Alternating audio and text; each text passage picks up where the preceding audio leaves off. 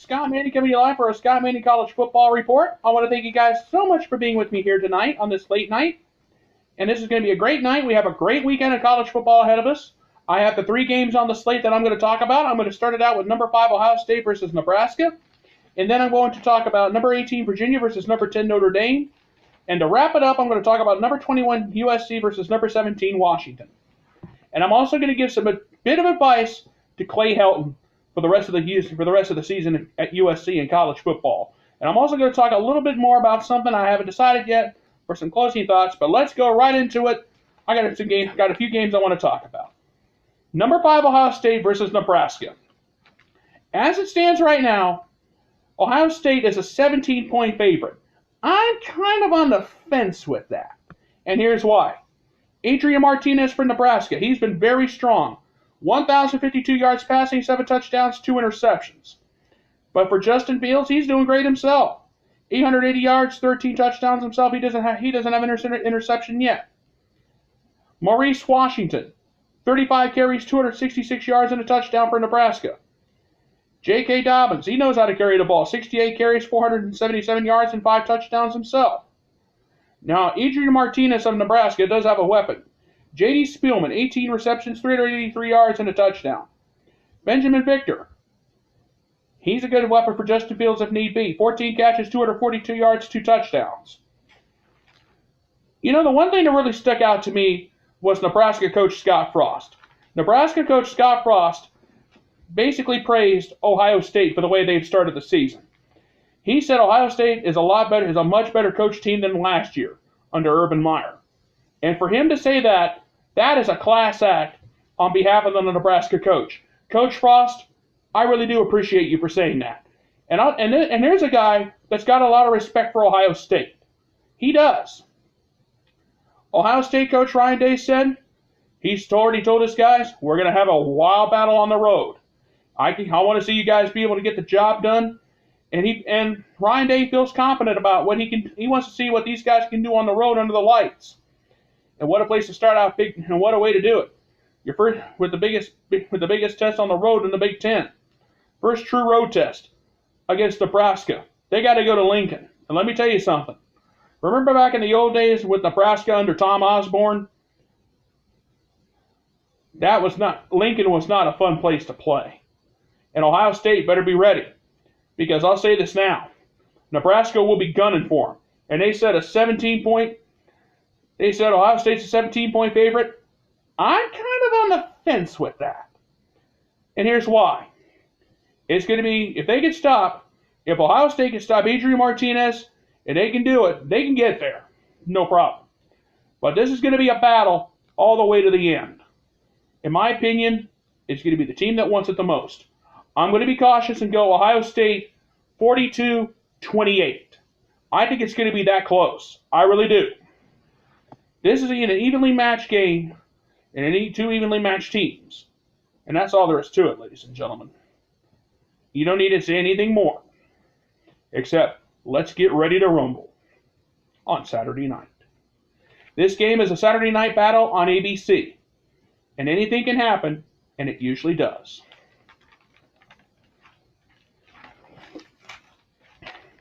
All right. The next big game I'm going to talk about is number 18 Virginia, number 10 Notre Dame. Now, keep in mind, Notre Dame is coming off of a disappointing loss to Georgia last Saturday night, 23-17. But also, too, Brian Kelly has already told his guys, let's focus on Virginia. Georgia's behind us. It was a disappointing loss, but we got Virginia coming up, and Virginia has been a surprise. Okay. Notre Dame coach Brian Kelly said, I'm disappointed about the Georgia loss, but that's behind us. Let's focus on Virginia. But Virginia is not your average team anymore. Look what new head coach Bronco Mendenhall has done. He has turned the Virginia program around. 3-0 to start the season, in the top 25 for the first time in forever. Virginia could be the team, they could be a dark horse to win the ACC. Nah. But seriously, though. Look what Virginia has done. And think about this. Bryce Perkins, 843 yards, 6 touchdowns. He does have 4 interceptions. That's the only down part. He also leads the team in rushing with 51 carries, 193 yards, 2 touchdowns. But Perkins has a great weapon in Joe Reed. 23 catches, 253 yards, 3 touchdowns. But look at Notre Dame. Notre Dame's Ian Book, 828 yards passing, 8 touchdowns, 2 interceptions. He has his favorite weapon, Chase Claypool. Claypool last Saturday night against Georgia, 6 catches, 66 yards, and a touchdown. He has 15 receptions, 256 yards on the season, 2 touchdowns to his credit. Here's the deal. Here's a guy. Ian Book is a good player. Notre Dame, they have 1 loss already. If they could beat Virginia, this is going to be something to think about. Virginia may not be a pushover, and Notre Dame's only a touchdown favorite considering they lost to Georgia last Saturday night. And look at what Bronco Mendenhall has done for the Virginia football program. He's flat out turned it around. And the best thing I've seen for Virginia is they can compete with the big boys. Let's see how they do against Notre Dame this coming Saturday at 3:30 on NBC. And yes, Notre Dame is back on NBC, and all of a sudden, this is a big battle. Nobody expected both these teams to be in the top 20. I knew Notre Dame would be there, but Virginia, nobody expected this to be a top 20 battle. We'll have to wait and see what happens in this ball game on Saturday afternoon. It's a 3:30 kickoff, and anything can happen on any given Saturday. And we'll have to wait and see on how everything goes in this battle in South Bend. And keep in mind, it is going to be hot and miserable. Highs in the upper 80s at last check. If I'm incorrect on the forecast, somebody please let me know. All right. The last game on the ledger I want to talk about is number 21 USC, number 17 Washington. As it stands right now, Washington is a 10-point favorite. However, USC is coming off of a huge upset victory over Utah last Friday night, 30-23 in the Coliseum. But for Washington, Jacob Eason, 1,063 yards, 10 touchdowns, 2 interceptions. Salvan Ahmad, 44 rushes, 246 yards, 2 touchdowns this season. Washington can run the ball. Hunter Bryant, Jacob Eason's favorite weapon, 19 receptions, 285 yards, and a touchdown. He knows how to get the job done. Now the question is for USC, who gets to start a quarterback?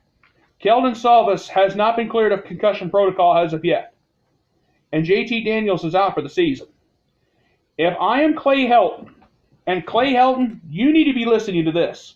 In my opinion, Matt Fink should get the start at USC this coming Saturday. He had last Friday against Utah, 21-30, 351 yards, 3 touchdowns, and an interception. Matt Fink took that game on his shoulders, and he's a third string. A third string quarterback comes out of nowhere, upsets number 10 Utah. And that is something to think about. But USC has a couple of other weapons. Valver Mayapai, 69 rushes, 311 yards, 4 touchdowns. And the favorite weapon of either Daniel Salvis and Fink, Michael Pittman Jr., 31 receptions, 437 yards, 3 touchdowns. And now this is where my closing thoughts come into play. And USC coach Clay Helton, you might want to listen to this. I want you to think about this for a second, Coach Helton. Your star, JT Daniels, out for the season. Keldon Salvis, your number 2, your backup number 2. He has not passed concussion protocol as of yet. He is a no-go. If I were you, you got to go with Matt Fink. You got to go with Matt Fink. There is no doubt in my mind. Look what he did last Friday against Utah. If he can do what he did against number 10 Utah, he could possibly do it to number 17 Washington. I don't talk much about Pac-12 football, but this is the one time I need to have Clay Helton take me seriously. Matt Fink is going to be your savior. With Daniels out, I would go with Fink as your number 2. If you ask me, he proved himself to me last Friday against Utah. So, Coach Helton, go with Matt Fink, and I guarantee you, you'll be doing much better in the Pac-12. And I think you may be able to win the Pac-12 South. As far as the conference championship, we'll have to wait and see on that. And now, ladies and gentlemen, it is now time for the other part of my closing thoughts. As many of you know by now, Michigan coach Jim Harbaugh has been having his struggles at Michigan, losing to Wisconsin last Saturday. Now, Michigan has an easy game against Rutgers. I'm not so sure if I should call that an easy game or not, considering what he's gone through in the last 2 weeks. Almost blowing it against Army, and then getting his doors blown off 35-14 at the hands of Wisconsin. And that 35-14, that's just on the scoreboard. Jim Rome of CBS Sports of the CBS Sports Network made an excellent point. It should have been 35-0 because Michigan didn't show anybody anything. They were down 28-zip first half, and they got their doors blown off. A lot of people have been speculating, and there's been a lot of people that have been thinking that maybe Jim Harbaugh is trying to get back into the NFL. I'm not sure about that, but a lot of people are thinking that too. I got friends at Ohio State, some of the Michigan alumni are thinking the same thing. And there's some people that think that he should stay. And there's other people going around saying Urban Meyer should go up to Ann Arbor. The former Ohio State coach Urban Meyer go to Ann Arbor.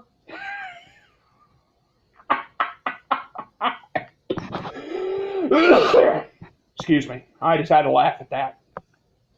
But Urban Meyer says, he said, hell no, I don't want that job up there.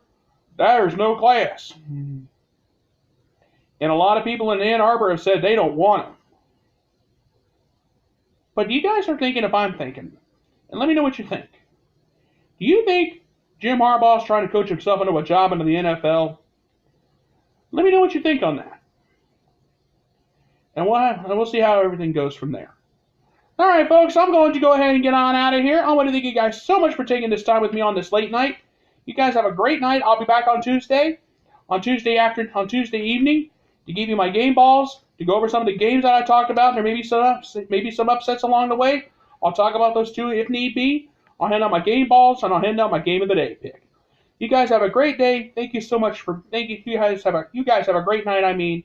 Thank you so much for being with me, and God bless. Good night, everybody, and thank you.